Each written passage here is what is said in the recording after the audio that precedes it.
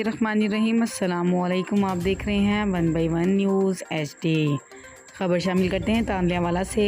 THQ तांदल्यावाला में दौरान operation अजीबुल खलकत बच्चे की पैदाइश।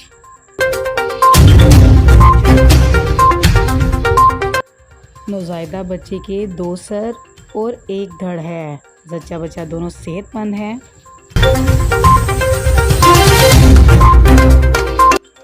तफसीलात के मुताबिक तांदल्यावाला 420 गाफवे के रिहायशी खादम की बीवी की डिलीवरी के लिए THQ अस्पताल लाया गया।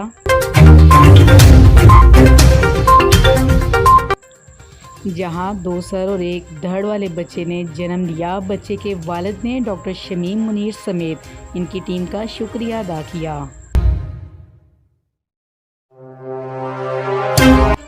तांदल्यावाला THQ हॉस्पिटल में अजीबुल खलकत बच्चे की पैदाइश का सुनकर लोगों ने THQ अस्पताल का रुख करना शुरू कर दिया।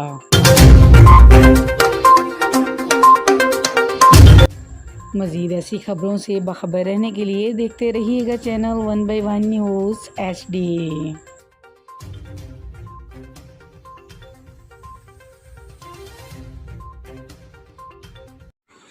YouTube पर हमारे चैनल को लाइक करें, शेयर करें और सब्सक्राइब करें और घंटी का निशान दबाना ना भूलिएगा ताकि आने वाली हर नई वीडियो आपको मौसूल हो सके।